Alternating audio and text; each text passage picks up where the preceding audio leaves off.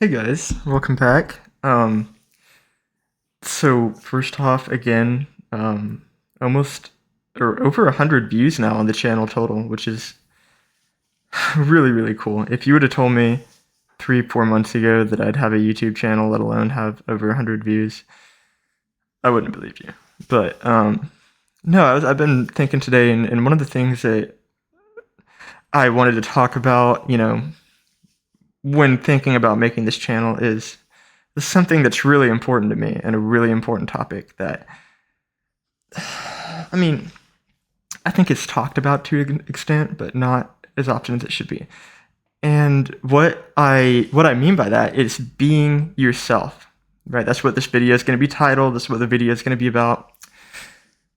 And you have to, kind of ask yourself, what does it mean to be yourself? And I'll kind of, give you a little story from me, kind of going back to the beginning, earlier stages in my life in middle school, high school, elementary. I really, really loved bugs. And that started before I even got into pre-K. Bugs have always been, the coolest, absolute coolest thing to me. I've loved aliens. I loved Transformers and all of this, stuff that's crazy and out there. And bugs are absolutely crazy and out there. I don't know if you've ever looked at a bug and actually went up close and looked. I mean, it's crazy, absolutely insane. And one of the things that happened to me was that despite being really passionate about that, elementary and middle school, I was unfortunately bullied a lot for it. And that is what it is. And, it's like your parents tell you, whoever bullies you, they're just insecure. And that is true. That is absolutely true.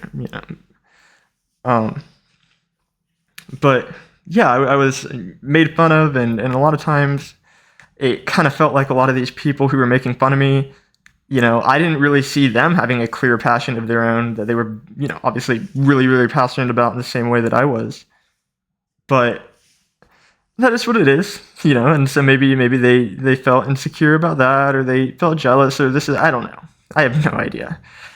Um, but it was also kind of bad. Like there'd be times where like I'd find a praying mantis in the backyard of or the back playground area of the school, and I'd bring it into class and then like have it in my hand, and then I'd open up my hand and then it would fly onto somebody and then they'd be like, ah.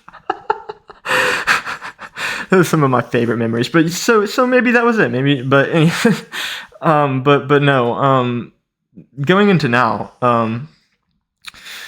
So going into like, for example, freshman year of college, I had lost a lot of weight, and I was feeling pretty confident about myself, and I had got all these new clothes and gone shopping and gotten a lot of nice stuff. A lot of turtlenecks, slacks, pants, nice shoes, um, jacket, stuff like that. And as soon as the time came around to like really like wear that, there was a lot of guys who I was around in college who would, kind of make fun of me for that and call me, the F word. I'm not going to say that on YouTube. I don't have it. I don't want to get banned in my first 3 videos. But that kind of resonated with me. And kind of going back, and then I'll get back to this, but with the whole bug thing, I was kind of pushed to a point due to, everyone kind of giving me crap for it, kind of dropping it to the extent that by eighth grade, going into high school, like I didn't express it. I didn't, want to.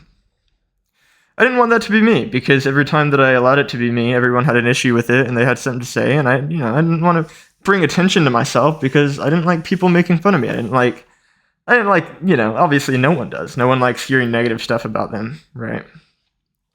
Um,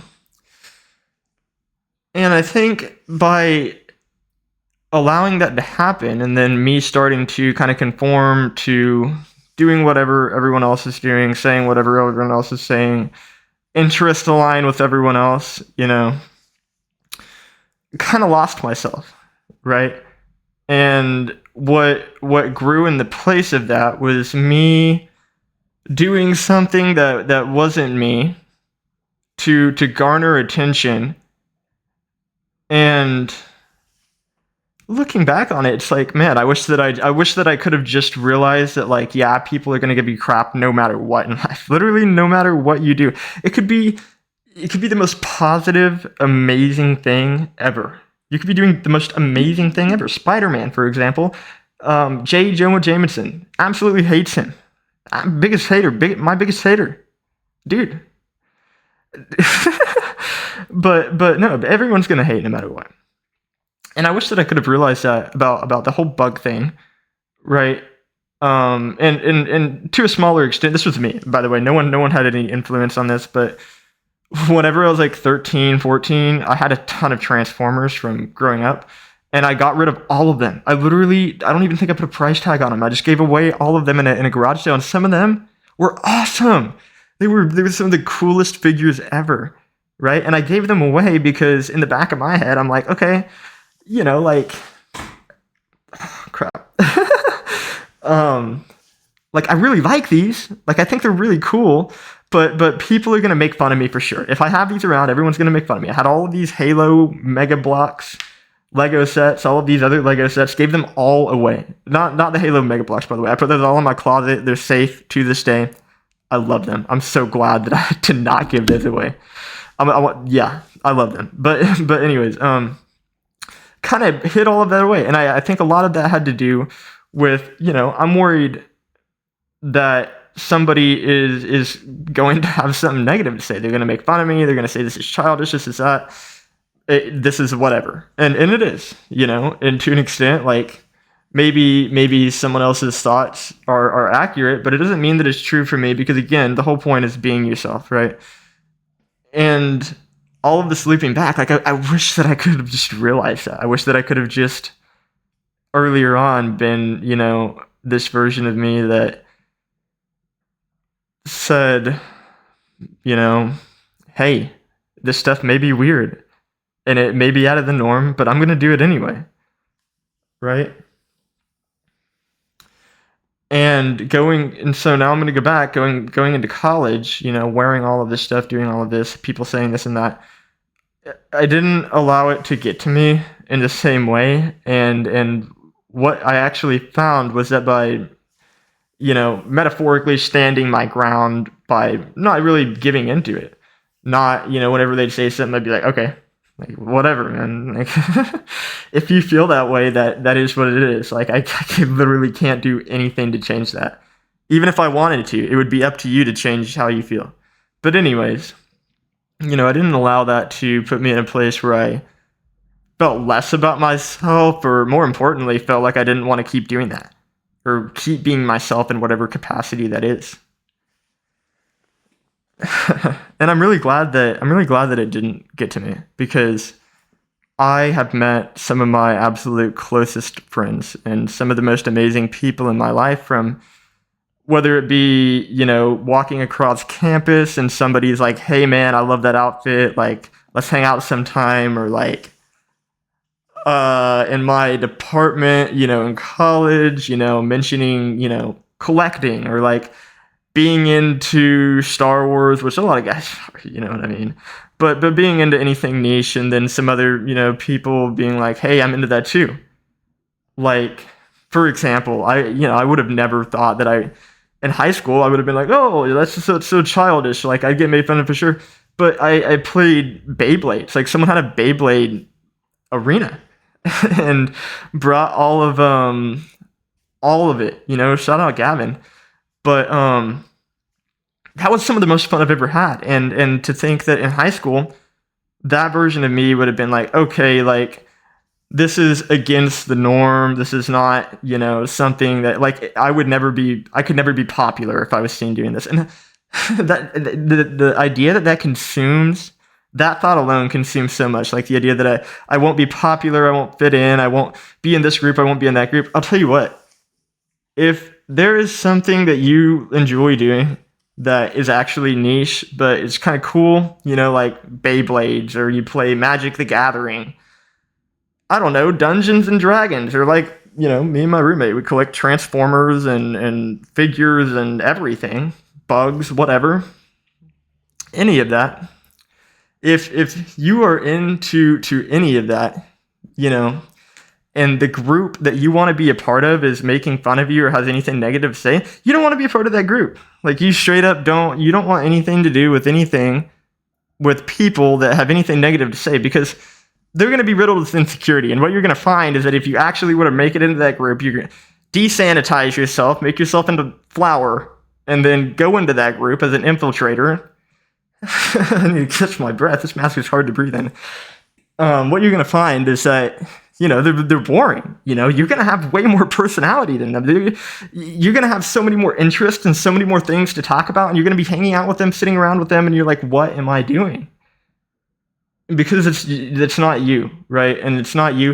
And I say it's not you, even though you're around other people, because the people you're around are an extension of you, because you hear that your 5 closest friends are a representation of you. And if you look at your 5 closest friends, you can see how you are, who you are,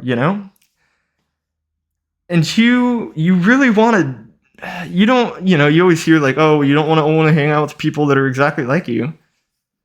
Well, that's true. It's true to an extent. I personally have found that those who are aligned pretty similar to me are some of the closest and most awesome friends that I could ever imagine. So, but I guess, again, just gotta be yourself. No matter what it is, right? Unless it's weird or creepy or hurting someone. Don't do anything to hurt anyone. Don't do anything that could cause anything negative. If your hobby is something that could actually be negative and evoke something, that I'm not advocating for that.